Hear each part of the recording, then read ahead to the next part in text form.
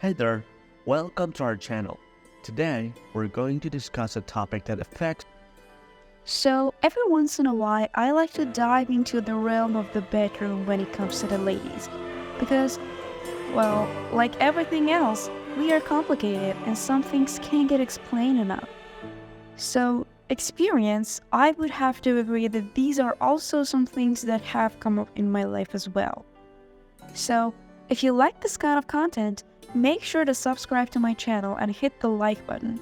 So, let's get into it. 6 things that women are craving more in the bedroom. Number 1 is we want more foreplay.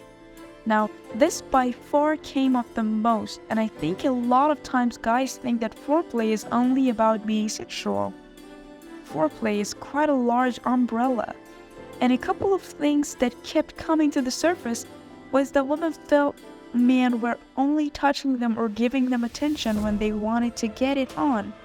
And that makes us feel a bit like a piece of ass, not gonna lie, even when we're in a relationship with you. A woman can feel like the only time her man touches her is at 10 p.m. when he's ready to go. Men have this immediate urge to get their needs met. So sometimes, you all get really focused on your job or being present during the day, which is completely okay and 100% understandable. But if you really want to increase that desire with a woman so that she feels like you want her outside of the bedroom, these are some things that might work. Now, the relationship needs to be in a bit of a good place. There tend not to need to be underlying resentment. But that's a whole other video. Texting her during the day, saying, "Babe, like I'm craving some dessert, maybe some ice cream later with you sitting on my face," can be sweet. Though, it's just saying, "Babe, I'm thinking about you and I can't wait to see you when I get home," or send her voice text. Sending things like these really help to increase our connection to you. Esther Perel, a famous sex psychologist, says that foreplay starts the minute after you stop having sex. Just something to think about. Number 2, the second most common thing that women crave in the bedroom is the eye contact. Now, I know not every time is going to be the same, obviously. There are some times that you are just going at it and it is not and heavy, right? I get that.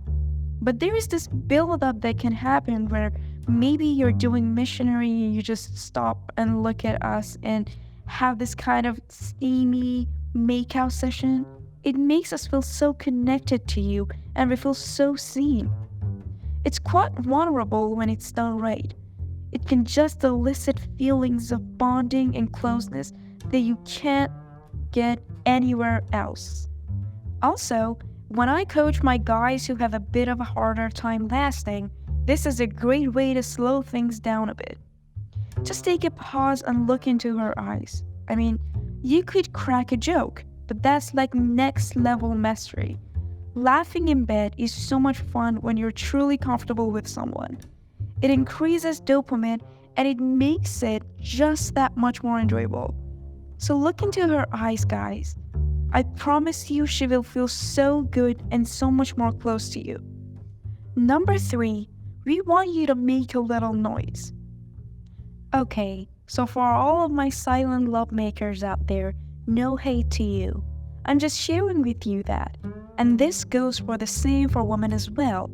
But man, you gotta make a little noise. It lets us know we're on the right track. And it doesn't have to be a lot, but just a little bit. You know, I was chatting with some of the girls and they were all sharing, and the only time their man made any type of noise was pretty much right at the end when, what's about to happen. So, for us, we also need that reassurance. And there's this sweet spot where you're giving us just enough information, but not over the top. We don't want to feel like you're acting. Again, same goes for women. But give us a little sound here and there, guys. Just even if it's a little manly grunt. I don't know. You know what I mean. So number 4. Every girl has a little dirty in her. I am a firm believer that a lot of women, more than you would think, like it a little rough in the bedroom. But I see a lot of guys who are timid. Now, there's a difference between being too respectful and just flat out aggressive. And if you haven't gotten to this point yet in the relationship, you know there's some trust that needs to be built. You can have the conversation outside of the bedroom first, but a lot of time, and I mean a lot of the time, you can be a lot more rough than you think. Some of the highest powered businesswomen that I know, because I was in the work for a long time, we would talk in the lunchroom and we'd have our conversations. And oh man, it is the one place that a strong woman can totally let go and just be in her feminine self. So don't let a woman fool you. Most of us really want to be manhandled in the bedroom. I won't necessarily tell you what my personal preference is, but I will tell you that it's pretty close to my personal preferences as well. Anyway, we'll move on. Number 5. Toys, toys, toys, toys, toys. I have been known on occasion to be the one to pop my friend's toy cherry. So if you want an extremely sexy date idea, go pick up your lady friend.